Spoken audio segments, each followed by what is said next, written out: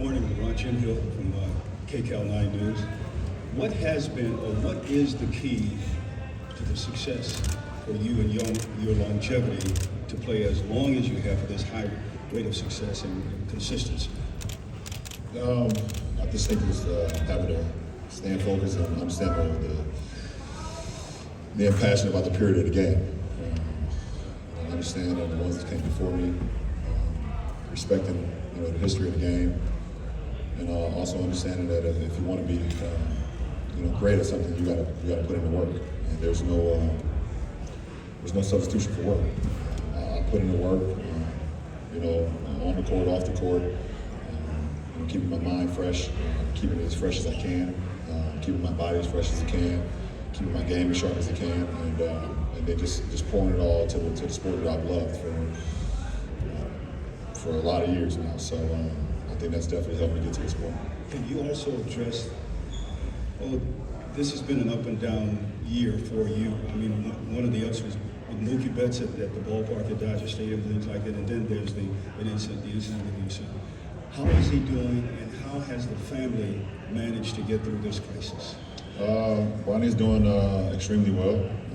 He has began his rehab process to get back on the floor this season with his teammates in USC, and the successful surgery that he had. But he's on up and up. It's definitely a whirlwind and a lot of emotions for our family this summer. But the best thing we have is each other, and we stuck behind each other and gave Ronnie strength throughout the whole process. We're happy to see where he is today, and we look forward to seeing what his future still has in store for him. LeBron, how you doing? Just to follow up on that, how has that just put anything else into perspective for you, just as a parent, going through that, and as you think about your career, your family, and all of it heading into year 21? Nothing else matters besides my family, and obviously I'm gonna dedicate this, the season because to Ronnie because of the incident that happened this summer, and understanding that it just puts everything in perspective, and no matter what's going on, in your life at that point in time, that the only thing that matters is your family.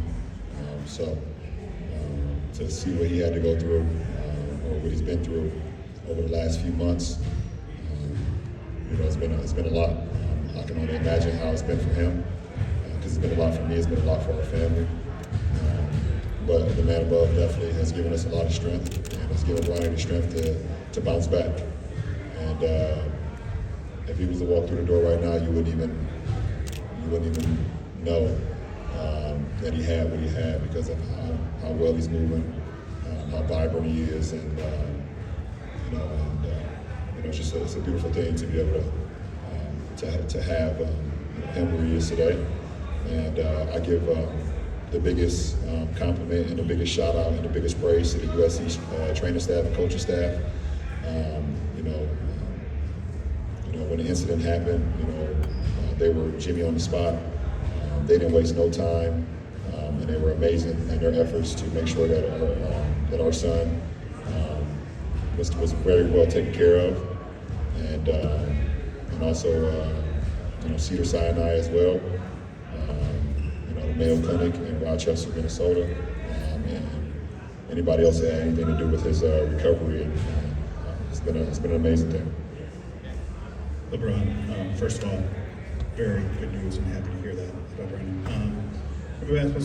When you reassessed the Denver series, how much do you think continuity played a part in that? And then, I guess along those lines, coming into this year with a team that really only made changes around the edges, and was able to bring much of its core back, how did you feel about the continuity that you're going to enter this season?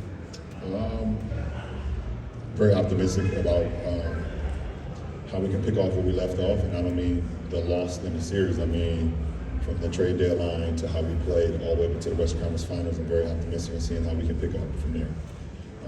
Like what you just said with the continuity, with the chemistry, there shouldn't be much teaching. Obviously we're going to, not waste any steps. We're not going to shortcut any corners or whatever the case may be, but there should not be much teaching when it comes to us getting back on the floor. We have that chemistry. Obviously, we have some guys that we are bringing into the fold, but we returned a lot of our core. Myself, AD, AR, Vando, Rui, D'Lo, Max. So we have a lot of guys that know the system that can pick up right where we left off with just a little refresher. So, and I believe the guys that we brought in are smart enough to be able to catch on very fast. LeBron, last time we spoke to you, you mentioned that your basketball future was uncertain. What went into deciding to return and just that process? I don't know, just had conversations with my family, conversations with myself, getting inspired, once again from my kids, being on this AAU circuit with Bryce, seeing how he continues to grow his individual game, being extremely proud of Bronny being able to go off to USC and see where he was before, obviously the incident, inspired by that, and then I feel like I got a lot more in the tank to give. At that moment I didn't. I was exhausted. I was tired. Mentally, I was in too many different places mentally, and that's what drew that comment or that statement, because that's just how I felt at the moment.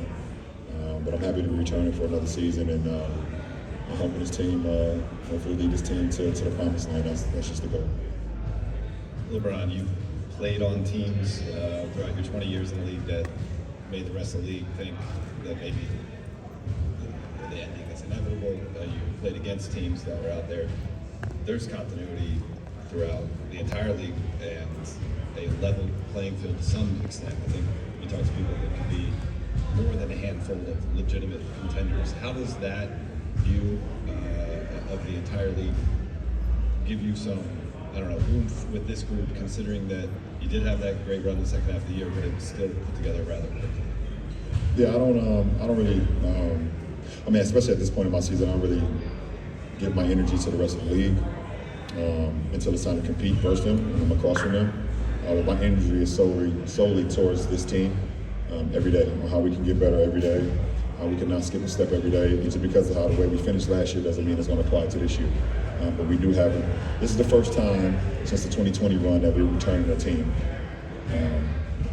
Besides that run, we've been, revolving door, we've been a lot of turnovers. So I'm excited about us returning our core and then bringing in a lot of very, very, very good players, that can help us continue to roll on what we was able to do. But it takes work.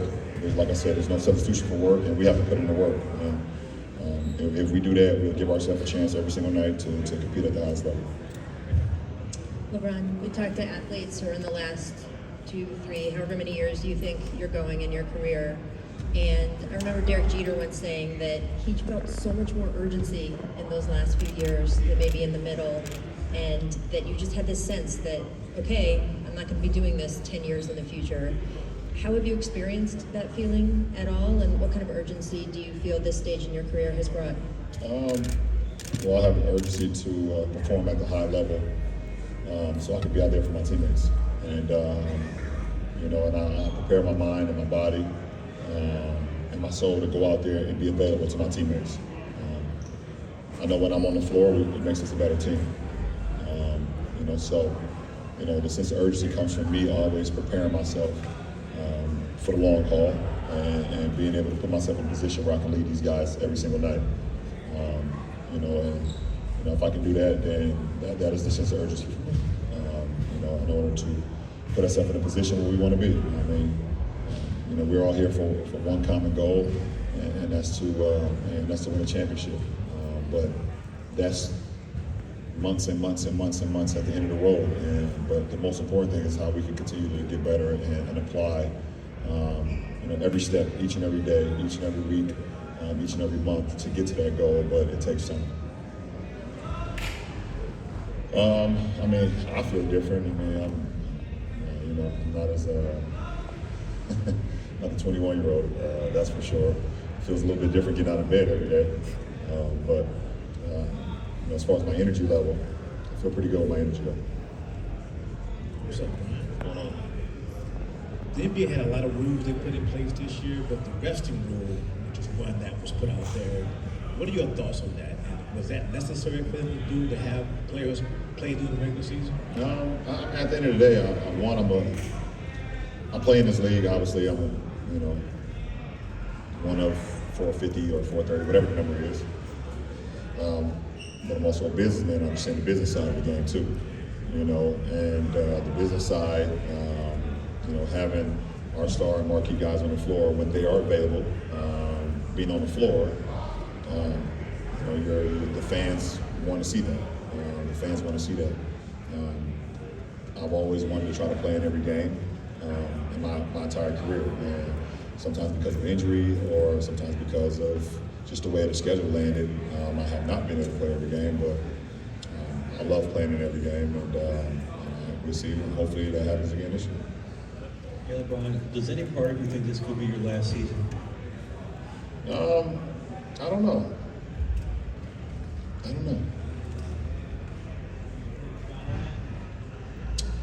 No, I can't because I don't know. I'm happy right now. I'm excited. Looking forward to tomorrow and getting the training camp going and getting going. But I don't know what the end of this role looks like, or at the end of the season. I have no idea. LeBron, Garvin and Rob were talking last week about how much you worked with Hachimura. I was kind of wondering how that started. Did he approach you? Did you approach him? How often did you guys work out together? And what have you learned about him, I guess, over the course of this? We've worked out together pretty much all summer. I see a lot in him. I see his potential, and I know what he can bring to the floor, not only for him individually, but also for our ball club.